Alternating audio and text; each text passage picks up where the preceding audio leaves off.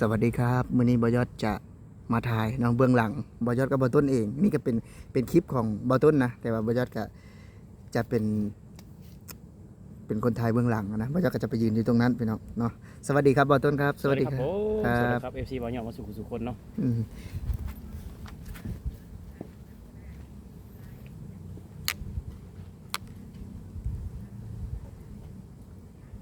เห็นบ่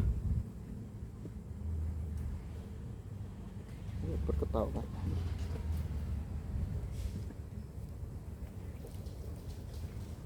แจ้งนี่บ่อยมันบ่อยากแจ้งไปได้เนาะอยากแบบตาเนาะ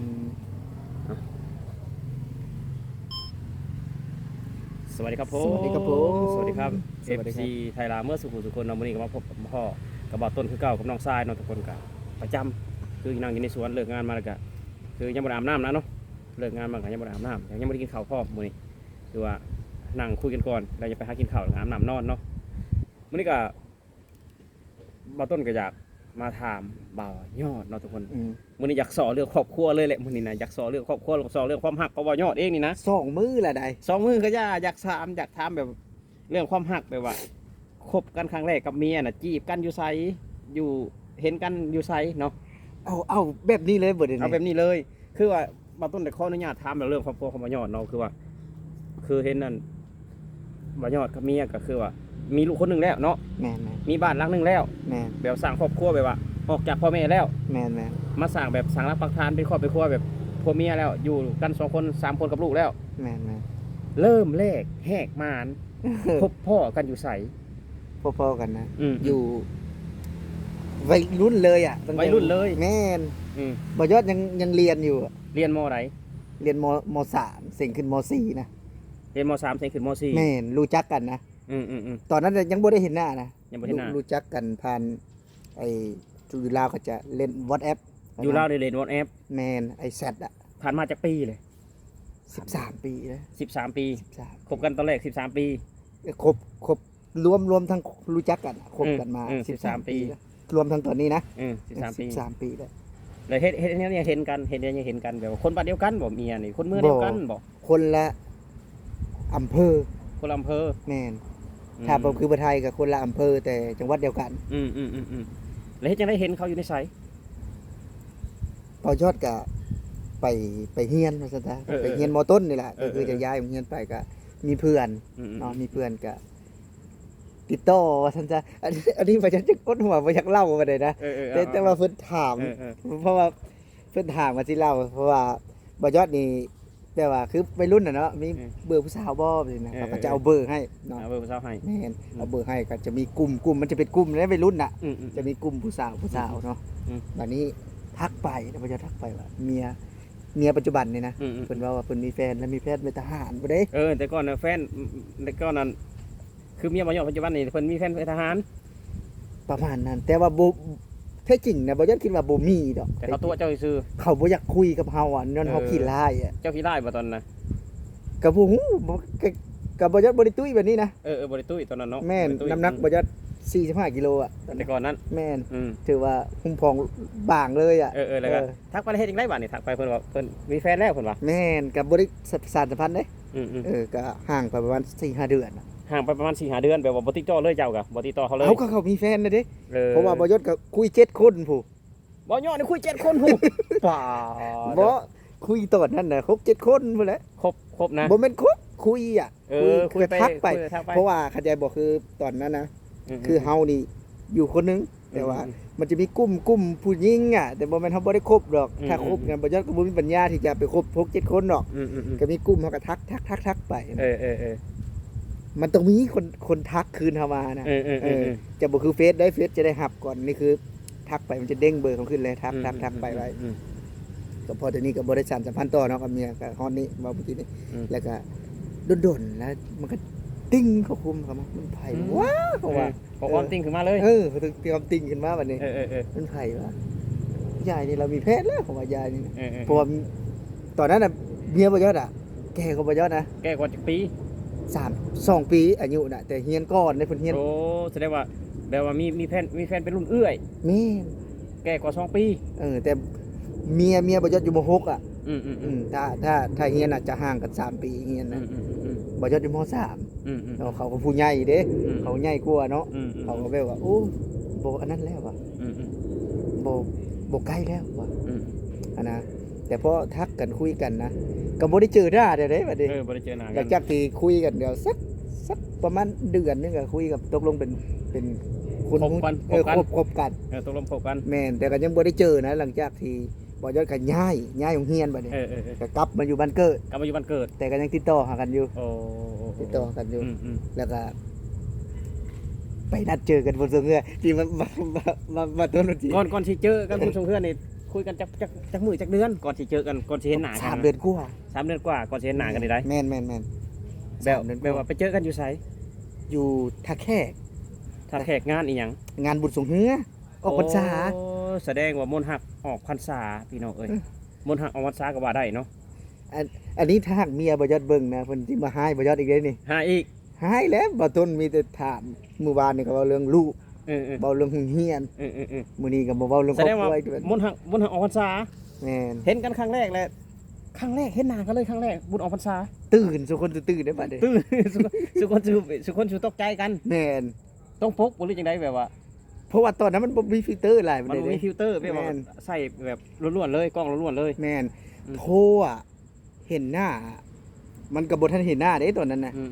มันก็ต้องผ่านเสียงตอนยุ่งว่าล้อลิ้นนะคือคันเว้ากับ Facebook อ่ะยังโทรบ่ได้ดำตอนนั้นน่ะ Facebook ก็โทรบ่ได้ก็จะแชท Facebook ก็ได้อันนี้ก็จะแชทถ้าโทรได้ก็คือมันจะมีแต่ทาง LINE ที่จะโทรได้น่ะหลังจากที่เจอหน้ากันเนาะก็ตื่นเนาะเขาก็แบบนึงนะเฮาและอปออยู่เฮาไปเบิ่งเฮาเตี้ยเฮาไปเบิ่งก็นั่งคุยกันก็คุยกันนั่นแหละกับผู้บ่าวผู้สาวเนาะก็โอเคเฮาคุยกันมาดนแล้วเด้จ้ะเฮาก็ต้องยอมรับกันได้แล้วจากที่คุยกันแล้วก็ประมาณชั่วโมงนึงบ่จะกลับแล้วบัดนี้กลับมาเพราะว่าบ่ยอดย่างมาเนาะย่างตั้งแต่ไอ้เขาไอ้เปิดงานบุญสงเฮือมันก็ไกลเติบประมาณกิโลกว่าๆนั่นน่ะเข้ามาบ้านนะก็คุยกันกับปกติแล้วก็คุยกันแล้วก็จะนัดเจอกันอีกครับ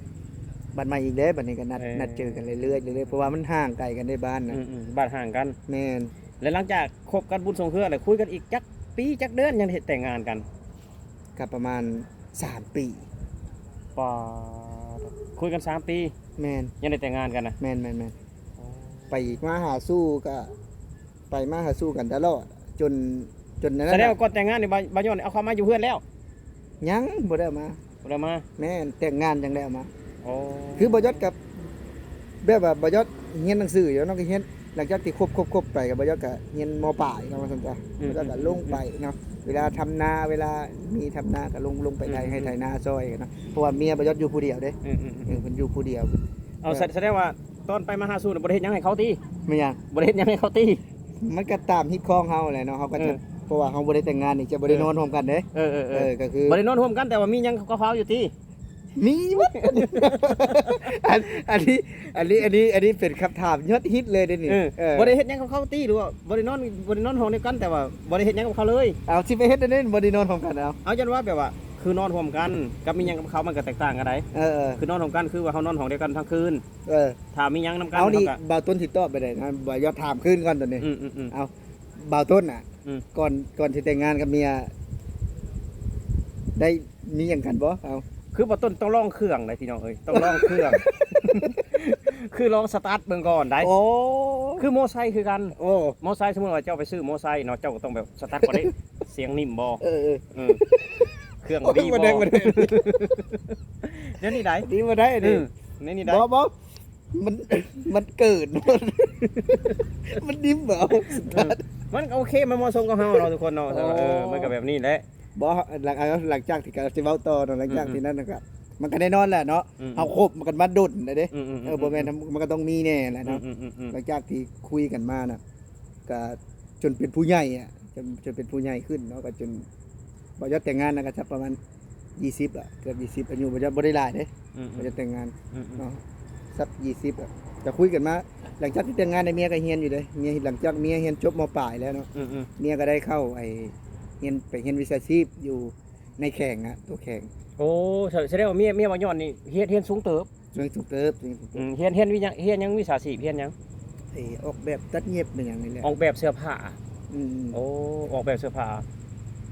เพิ่นออกแบบเสื้อผ้าแบบตัดกับกางเกงตัดเสื้อผ้า ตัดเป็นเบิดแหละ ตัดผ้าทุงออกแบบได้มาเลย ได้มาเลย เพราะว่า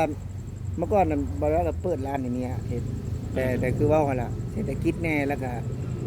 เครื่องมือมันแน่คือซื้อแล้วมันก็พังแล้วเฮาอาจบ่มีเงินที่จะไปซื้อในตรงนั้นก็เลยยุบ และปัจจุบันนี่เมียนี่จบวิชาชีพ ยังเราพันได้จบได้นี่นี่ แล้วว่าบอกขอขันก่อนตอนนี้เมียจบวิชาชีพ แม่น และตอนนี้เมียเฮ็ดวิชาชีพอยู่บ่หรือเฮ็ดหยัง ตอนนี้บ่ได้เฮ็ด บ่ได้เฮ็ดหยังเลยจบวิชาชีพก็คือมาไทย แม่นคือถามว่าเรายังจื้อบ่เราเป็นเราก็จื้อแต่ว่าคือเครื่องมือเฮาอ่ะมันหมดแล้วอ่ะถ้าหากเฮาไปถ้าหากว่าจริงกลับไปเฮ็ดอีกอ่ะเฮาก็ต้องลงทุนประมาณ30,000น่ะ อืม ทั้งซื้อนั่นในเพราะว่าของมันเพว่าท่านซะ อืม ถือว่ามันพัง พังแล้วอืม แม่น อืม คือปกติเมียประยศก็เย็บเสื้อผ้าเนาะเป็นอาชีพ อืม อาชีพหลักของเรา อืม เย็บเสื้อผ้าคือเท่ากับตอนนั้นน่ะบ่แพงนะตอนนั้นก็สักประมาณ25,000เนาะ อืม ตัวละ100อ่ะ อืม เนาะตัวละ100ที่เย็บผ้าถุงเนาะ ม คือเพิ่นซื้อมาเพิ่นก็จะของผู้หญิงอะเขาก็จะเว้าบ่ถือคือเพิ่นซื้อมาเขาก็จะมาเย็บเนาะ แล้วก็ถ้าหากว่าเสื้อแบบว่าเพิ่นก็บ่ได้ออกแบบเสื้อดีดอกเสื้อแบบว่าเฮ็ดเกี่ยวเข้าแบบนี้นะบ่จะบ่ได้ซื้อเสื้อนะตอนนี้บ่จะยิบนะแต่ก็คือก็สิลบไปนั่นก่อนได้พอได้จบนะก็คือหลังจากที่แต่งงานกันเนาะเมียบ่จะเฮ็ดปีหนึงนะแต่งงานกันนะ เฮ็ดวิชาชีพปีหนึง แม่นแต่งงานกัน หลังจากที่บ่จะเอามาอยู่นำแล้วบ่จะแต่งงานแล้วบัดนี้ก็มาอยู่กันเริ่มงับกันคักแน่แล้วบัดนี้ถือว่าลงเครื่องอย่างเต็มสูบเลยบัดนี้เอาดีบ่ได้แล้วบัดนี้เนาะบ่ได้แล้วเฮาแต่งงานแล้วเด้ แต่งงาน คือเอามากับมาอยู่นำกันแล้วก็อยู่กันไปเรื่อยเนาะก็จนเมียเรียนจบปี2 ปีเมียเรียนน่ะเมียเรียนจบ2 ปีแล้วก็บ่ได้เฮ็ดหยังบัดนี้เมียก็หยิบเครื่องเฮาก็บ่มีงานเฮ็ดบัดนี้มันไทยยังบ่ได้มาเด้ตอนนั้นน่ะแล้วก็สิเว้าเรื่องมาไทยเลยไทยก็ยังบ่มานะก็ยังย่านบ่ยอดตอนนั้นนะเพราะว่าบ่ยอดเป็นลูกผู้ใหญ่แบบว่าพ่อแม่เพิ่นก็บ่เคยมาเด้พ่อแม่ก็ทำอาชีพค้าขายแต่ว่าเพิ่นก็บ่เคยมาบ่เคยมาเฮ็ดงานหั่นน่ะน้องก็บ่เคยมาบัดนี้เมียบัดมีญาติพี่น้องเมียนี่มาบ่ได้ โอ้ญาติพี่น้องเมียอยู่ไทย แม่นพ่อเฒ่าป้าลุงคือว่าญาติบ้านน่ะปิดไว้อ่ะคือว่ามาเบิดบัดนี้เมียก็ตัดสินใจพามานะมาคือบ่ยอดมาเว้าแหละมาทีแรกก็มาเฮ็ดงานอยู่เซ็นทรัลเวสเกต โอ้แถวบางง่าย แม่นบ่ยอดมาทำดินะก็ถือว่าเป็นประสบการณ์ครั้งหนึ่งเนาะมาแล้วก็ย้ายงานแบบว่ามาฝึกงานอยู่เซ็นทรัลเวสเกตแล้วก็ไปเฮ็ดงานอยู่ศรีนครินทร์แต่ว่ามาบ่ได้ฮู้ได้ว่าอยู่ไสเพราะว่าเขาไปเขาก็จะนั่งแท็กซี่อย่างเดียวได้คนบ้านนอกเขามาเขาจะนั่งแท็กซี่อย่างเดียวมันก็ชีวิตก็เปลี่ยนมาเรื่อยๆหลังจากที่เคยได้เข้ามาแล้วก็ประทับใจหลายอย่างเอากลับไป คือตอนนี้นั่นสร้างบ้านกับเมียเรียบร้อยแล้ว แม่น มีลูก1 คน มีลูก1 คน โอ้ออกจากพ่อแม่เรียบร้อยแล้ว แม่น บ่ย้อนเอาเมียมาอยู่เพื่อนบ่หรือว่าไปอยู่บ้านเมีย อยู่บ้านไหนบ่ยอดบ่ไปอยู่ได โอ้แสดงว่าบ้านย้อนเนี่ยเอาเมียมาอยู่เพื่อนเนาะ แม่น เอาเมียมาอยู่บ้านเจ้าของ แม่นบ่ยอดอันนั้นเด้บ่ยอดสิยั่วมาแล้ว โยมเมียมา ยั่วเมียมาแล้วตัวมาแล้วเฮาก็ได้ โอ้ตัวเขามาอยู่นํ แม่นหาตัวก็ต้องเฮ็ดให้ได้ผมเด้ โอ้ ตัวเลยเฮ็ดบ่ได้เขาก็บ่มาเด้แต่ว่าแบบว่าม่วนๆนะคลิปนี้ก็ได้ว่าตลกในจังได๋ มนต์ฮักออกพรรษาเนาะ เออ มนต์ฮักออกพรรษาตัวอยู่กันมาก็หลายปีเลยเนาะ 13 ปี ตั้งแต่คบกันมาก็13 ปีเนาะ ตั้งแต่วัยรุ่นเลยเดี๋ยวครบอะตั้งแต่ถือว่าวัยรุ่นสุดๆอ่ะครบก็ถือว่าเฮาก็เป็นวัยรุ่นนั่นแหละถือว่าครบมากอ่ะเฮาก็อยู่ด้วยกันถามว่าผิดกันบ่เนาะแต่ละคู่บ่ยัดใช้คำนี้เลยว่า คือเพิ่นเว้าว่าฮักกันหลายเท่าใดอยู่กันได้นานเท่านั้นบ่แม่นอันนี้บ่แม่นคือเฮาอยู่ด้วยกันเพราะความอดทนคู่ชีวิตคู่นะถ้าหาว่าหักแล้วบ่อดทนนี่ก็อยู่นำกันบ่ได้บางคนนี่ปะกันหรือว่าแยกทางกันนี่บ่แม่นเพราะ ความเบิดหักเลยเพราะความบ่อดทน เอ้าบางคู่นี่ปะกันแล้วแยกทางกันแล้วกลับคืนหากันก็ย้อนว่ายังหักกันอยู่ คือบ่ย้อนนี่คือกับเมียนี่บางเทื่อก็3เทื่อก็มีมื้อหนึงบ่เป็นบ่ผิดเด้คือบ่ย้อนมาก็ทีนี่บ่ต้นนี่พาบ่ย้อนไปนี่มั่วซั่วไปทีน่ะบางนี้บางเทื่อบ่ต้นใส่ยาเมียบ่ย้อนนี่เมียบ่ย้อนเครียดใส่แล้วอยู่บ้านอันนี้มันก็เป็นอีกอย่างหนึงนะแต่ว่าผู้หญิงน่ะเฮามาแบบนี้น่ะผู้หญิงเขาบ่สบายใจเด้เฮามาแบบนี้คือไอ้ต้นนี่เคยไปบ่จากเมียแบบบ่มีบ่เคย ยังบ่เคยไปเนาะบ่ต้นคือยังบ่เคยไปคือว่าเฮ็ดงานอยู่ในกรุงเทพก็คือว่าเฮ็ดงานเมียก็เฮ็ดงานผัวก็เฮ็ดงานคำมาก็เฮ็ดหน้ากันจังซี่นะก็ยังบ่ได้เคยแบบไปดนนะยังบ่เคยแบบว่าเมียอยู่บ้านหรือผัวไปเฮ็ดงานแบบนี้นะคือมีแต่บ่ต้นเมื่อบ้านและเมียถ่ายอยู่กรุงเทพแบบนี้ คือเฮาอยู่นำกันเนี่ยเฮาสิเว้าว่าโอ้ยอยากไปเฮ็ดงานห่างกันบ่เห็นหน้าก็ได้เมียนี่มันแน่นอนว่าความคิดคนเฮาเนาะเวลาเฮาคิดกันเฮาจะคิดประมาณนั้นแต่อย่าลืมนะว่าเฮาไปแล้วเฮายังเป็นผัวเมียกันอยู่เฮาต้องได้โทรหากันบางเทื่อทั้งพุ่นบ่สบายหรือว่าทั้งพี่บ่สบายจะเป็นห่วงกันลักษณะนี้นะถามว่ามาโอ้ยไปหาเมียแล้วบ่ได้แตบบ่เอาสมมุติว่าภาษาบ้านเฮาเนาะบ่ได้มันก็บ่แม่นได้พี่น้องเลยมันบ่แม่นคือมันจะมีอันนั้นน่ะบางเทื่อเอาเฮามาแล้วเฮาไปเฮ็ดงานคือจังนี้แหละหลังจากเลิกงานแล้วก็มาทำคอนเทนต์แล้วมานั่งพูดคุยกันจังซี่บ่มีเวลาโทรหาเขาเลยนี่บ่ยอดเนี่ยบ่ยอดณตอนนี้น่ะเอาคือมื้อนี้บ่ยอดก็ตั้งใจว่าสิโทรหาเมียน่ะโทรยังนี่โทรนิดเดียวอะเพราะว่าเป็นหยังอ้าวก็คือมีแขกมาเด้แขกมาให้บ่ต้นโทรไปบ่ยอดก็ต้องได้มามันก็เป็นลักษณะนี้อะคือถามว่าเพิ่นเข้าใจบ่ก็เข้าใจอะแต่ถ้ามันทุกวันมันจะอีกแบบนึงได้ความคิดผู้หญิงเอายกตัวอย่างคือไอ้เมื่อบ้านเอาความรู้สึกเมียเนี่ยเอาบ่สิถามคืนความรู้สึกเมียตอนเกิดแผ่นดินไหวอ่ะ ก็ให้ผัวเนาะว่าผัวก็โทรหาจริงๆเขาก็โทรหาอยู่แล้วโทรหาอยู่แล้วมื้อ2เทื่อ3เทื่อนะแต่ว่าเขาจะให้โทรดุกว่าหันความรู้สึกของเขาให้โทรดุอย่าให้โทรนานกว่าหันคือว่าเฮ็ดงานก็บ่ได้โทรหากันอยู่แล้วก็เฮ็ดงานแบบว่าเฮ็ดงานไปเฮ็ดงานมันก็มื้อนึงโทรหากัน2เทื่อนี่นะคุยกันก็สิประมาณอาทิตย์นึงนี่นะแต่ว่าเมื่อบ้านก็สิมีความอยู่ใกล้กันก็สิความรู้สึกแบบนึงจะให้ผัวนี่โทรนานถามข้าวกินข้าวกินน้ำแล้วบ่ตื่นแล้วบ่จังซี่เขาก็มีน้อยใจแน่ ถือว่าคลิปเฮานี่คลิปนี้นี่ถือว่าคลิปแรกนี่ถือว่าเป็นนี่นะแม่นเอาอย่างคือ FC เพิ่นอยากถามอยากฮู้จักเนาะบอกว่าความรักของแต่ละคนมันเป็นแบบใดคบกันแนวใดคุยกันแบบใดนะมันก็เป็นบทเรียนกับน้องๆหลายๆคนลองเถื่อน้องๆหลายคนเพิ่นก็ผู้ยังบ่มีเมียก็เบิ่งคลิปเฮาก็มีได้ผู้ยังบ่มีเมียก็เบิ่งคลิปเฮาก็มีเฮาก็แนะนำแบบว่าเป็นผู้มีประสบการณ์คนหนึ่งเนาะที่แบบมีครอบมีครัวก่อนน้องๆนะสมมุติว่าคลิปนี้นี่สิเล่าเรื่องราวเจ้าเองนี่สิได้บ่หรือว่ามันยาวโพดแล้วมันยาวโพดได้เนาะมีโอกาสหน้าเนาะทุกคนเนาะสำหรับคลิปนี้นะบ่ต้นกับบ่ยอดกับศิลาพี่และน้องไว้เพียงเท่านี้เนาะก็มาสอบถามความหัก มนต์หักออกพรรษาเนาะของบ่ยอดแบบว่าเฮียนไปด้วยจีบสาวไปด้วยเนาะคือบ่ต้นนี่ต้นเขาโรงเรียนบ่ต้นบ่มีผู้สาวเด้บ่มีบ่ต้นแบบว่าเป็นคนจีบสาวบ่เก่งอยู่แล้วทุกคนบ่ต้นเป็นคนจีบสาวบ่เก่งบ่ต้นเป็นคนบ่กล้าเพราะฉะนั้นบ่ต้นก็ต้องเฮียนเข้าเฮียนคือบ่ต้นแบบว่าบ่มีผู้สาวฮะมีบ่แอบมักเขามีแอบมักเขาแต่ว่าบ่กล้าลมของบ่ต้นแบบนี้เนาะเอาสำหรับคลิปนี้เนาะทุกคนบ่ต้นกับบ่ยอดกับศิลาพี่และน้องไปแล้วสวัสดีครับผมสวัสดีครับนี